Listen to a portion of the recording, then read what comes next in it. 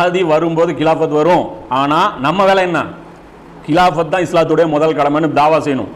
அதே மாதிரி யார் இதை பற்றி கவலை கொள்ளாமல், இந்த அரசியல் வழிகேடு சீர்கேடை பற்றி கவலை கொள்ளாமலும், அந்த சீர்திருத்தம் நாம் செய்யணுங்கிற அந்த எண்ணம் இல்லாமலும், இதற்காக கல்வி ரீதியாக செயல்படாமலும் இருக்கிறாங்களோ, அதாவது அந்த கவலை, எண்ணம், செயல் இது மூணுமே இல்லாமல் வெறும் அமல் செஞ்சுட்டு இருந்தால் அந்த அமல்கள் அல்லாஹ்விடத்தில் ஏற்கப்படாது. அல்லாஹ் குர்ஆனில் சொல்கிறான். கஹஃப் சூரால எடுத்து போகிற அது ஏராளமான இடங்கள் அல்லாஹ் சொல்கிறான். அமல்களை வீணடிச்சிருவேன். அமல்களை யாருடைய அமல்களை பேசுகிறான்? இது மாதிரியான ஆட்களுடைய அமல்களை தான் எல்லாம் பேசுகிறான். அஹபார்களும் ரப்பானிகளும் என்னடா பண்ணுறீங்கிறான்.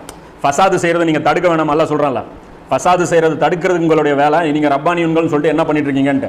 அப்போ குர்ஆனுடைய அதோடைய அந்த தீமை புரியும் போது பார்க்குறோம், தீமைகள் இருக்கிறத பார்த்து நம்முடைய மனசு கலங்கலை அப்படின்னா நம்முடைய வணக்க வழிபாடுகள் குப்பை கூடை தான் போக போகுது. அது அல்லாஹ்விடத்தில் அங்கீகாரம். இதைத்தான் நாம சொல்கிறோம். அதே இதெல்லாமே பார்த்தீங்கன்னா நபி ஸல்லல்லாஹு அலைஹி வஸல்லம் உடைய அந்த வாழ்க்கையிலிருந்து அப்பட்டமாக நமக்கு கற்றுக்க முடியும். ரசூலுல்லாஹ்வுடைய வாழ்க்கையில் பார்த்தீங்கன்னா கிலாஃபத் ஏற்படுத்தாத வரைக்கும் ஜமாத் தொழுகை நபி ஸல்லல்லாஹு அலைஹி வஸல்லம் ஏற்படுத்தலை. கிலாஃபத் ஏற்படுத்தாத வரைக்கும் தொழுகை நோன்பு வைக்கல. கிலாஃபத் ஏற்படுத்தாத வரைக்கும் நபி ஸல்லல்லாஹு அலைஹி வஸல்லம் அவர்கள் ஹஜ் செய்யலை. கிலாஃபத் ஏற்படுத்தாத வரைக்கும் பெரிய பெரிய சீர்திருத்தங்கள் எதுவுமே நபி ஸல்லல்லாஹு அலைஹி வஸல்லம் பண்ணல. அப்போ இது எல்லாமே பின்னாடி தான் பண்ணாங்க அப்படிங்கிறது நமக்கு ஒரு முன்மாதிரியாக இருக்குது. இப்போ இதைத்தான் நாம செய்யணும் அப்படின்னு சொல்லி சொல்கிறோம். இப்போ இதில் இன்னொரு முக்கியமான விஷயத்துக்கு வருவோம். என்ன அப்படின்னா, இந்த மஹதி அலைஹிஸ்ஸலாம் வர்றதுக்கு முன்னாடி கிலாஃபத்து ஏற்படும் அப்படின்னு சொல்லக்கூடியவர்கள் ஒரு விஷயத்தை நம்ம மேலே சொல்கிறாங்க. என்ன சொல்கிறாங்கன்னா, நீங்கள் தேவையில்லாமல் மசாயில் சர்ச்சை கூடாதுங்கிறீங்க, முஸ்லீம்களை ஒன்றுபடுத்தணுங்கிறீங்க. இப்போ பல விதமான சர்ச்சைகள் இருக்குது முஸ்லீம் சமுதாயத்தில்.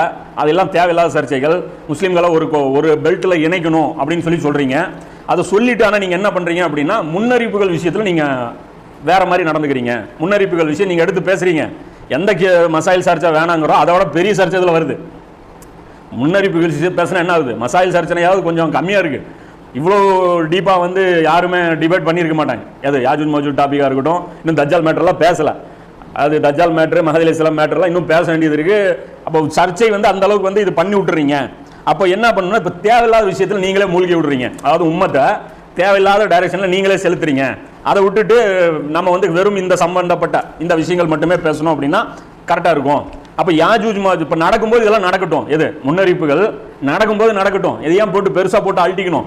யாஜூஜ் மாஜூஜ் உள்ளே இருந்தா என்ன, வெளியே இருந்தா என்ன? இப்போ நாம செய்ய வேண்டிய வேலை நம்ம கரெக்டாக செஞ்சால் போதும்னு நினைக்கிறேன். என்ன சொல்கிறாங்கன்னா, கிலாஃபத்து தான் இஸ்லாத்துடைய அடிப்படை.